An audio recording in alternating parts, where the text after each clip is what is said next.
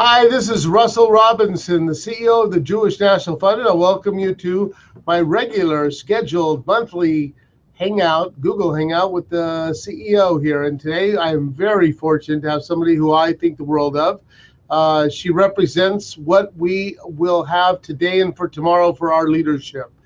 She represents our JNF Future, one of our growing parts of our campaign, of our entire organization here. People between the ages of 25, 35 to 40 around the United States have been an integral part of making the success of our billion-dollar roadmap that we have set for ourselves over the next 10 years. They've added thousands and thousands of new donors, of involved people into our campaign, and more than just contributing, which is important, they add a certain spirit and dimension.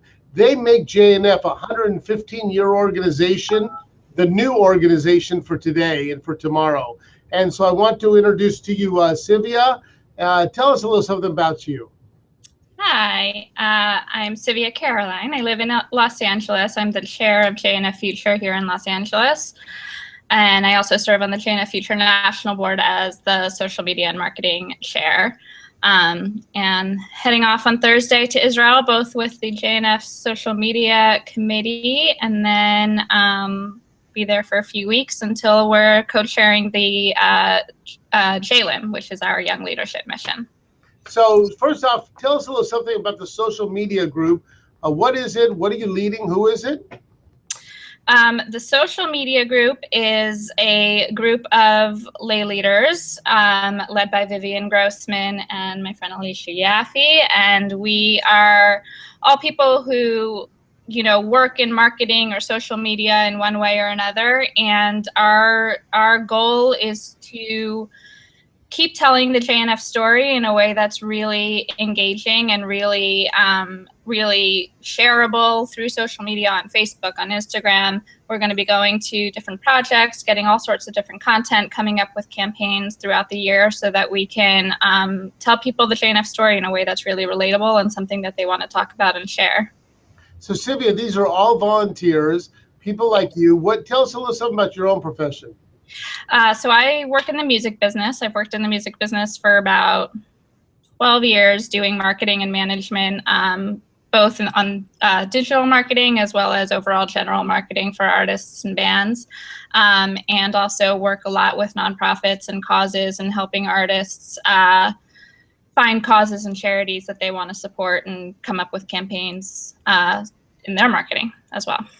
So Sylvia, it's amazing, and I want everybody to understand. Here you are, a young person. You live in Los Angeles. You're running businesses. You're very busy. Yet you're finding time to devote to Jewish National Fund, to go to Israel. You're going to Israel. I'll meet you there with the social media group, marketing group. I'll be there on the JLIM. You'll tell me a second about JLIM. You're going to stay over in Israel for a time. Why do you care about Israel? Why is it important to you? I always, it's a developing story, I guess, but I always have Israel in my heart. I mean, I feel like I have two countries. I was born in the U.S. I grew up in the U.S. It's my country, but Israel is something, that no matter where you are, no matter what's going on in the world, we have a home. That's where we belong. That's our home. And what happens there happens to every Jew all over the world, and it affects all of us. And,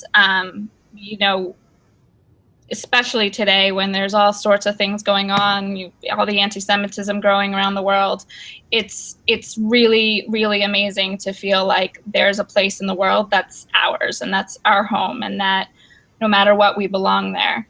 And to me, that's the most special thing. I mean, I grew up in a Jewish community. I grew up in all of that. But when sometimes you are faced with the fact that we are a minority here and we're different, and there's certain things certain challenges that we might have. But there, we're all part of a bigger family, and that's really special to me and something I want to work to protect.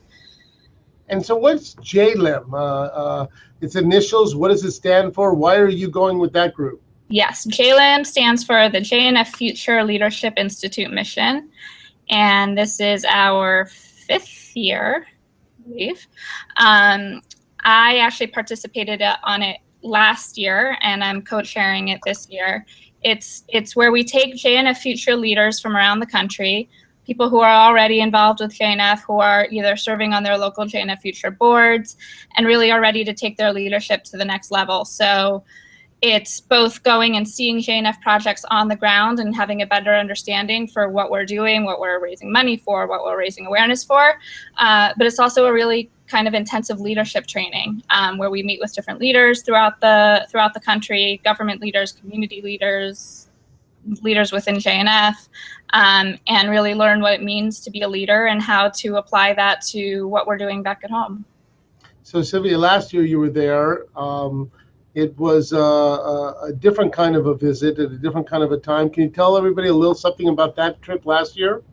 Yeah, last year was during the war, during Operation Protective Edge. Our trip ended up being quite a bit smaller than originally planned. Some people ended up not being able to make it because all of our flights were canceled. Didn't feel comfortable coming. So it was a really intimate group and a really intimate experience. And it was one of the most, I've been to Israel a lot. It was one of the most special experiences for me to be there. Everywhere we went, people were thanking us. Tourists weren't there. Even people who lived there weren't going out. We were in the markets and things. It was very quiet. And everywhere we went, people thanked us over and over again for being there. And I was really struck. I think one of the amazing things was when we went to Atlit, the immigration camp, and we heard the story of all the people who came after the Holocaust and going to the detention camps and how much they suffered and how much they risked to get to Israel and to create our country for us. And there we are. I'm like, sure, it was. I've had a canceled flight. It was a little annoying, but I just got on a plane and I got there. It wasn't that big of a deal. And we're learning about all these people that literally risked their lives and everything they had so that we could have a country. And that was really, really powerful. So Sylvia, I gotta tell you, you can listen to the story, you can look into your eyes, I happen to know you, so I've had that opportunity, and people now across the country will be able to just hear some of those words. And I think that if anybody, anywhere questions the Jewish future that we have, the leadership that we're going to have for tomorrow, whether the Jewish community is stronger today than it was yesterday, will be stronger tomorrow. And you talk about the story of Atlit and these people who came to the shores from the ashes of the Holocaust to build a home. And you know what? We're a better Jewish community than it was then. We're a better Jewish community, the heroes that helped build the state of Israel.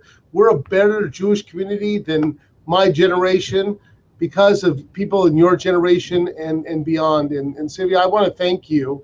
I want to thank all of the JNF Future, all the young people who raised their hand.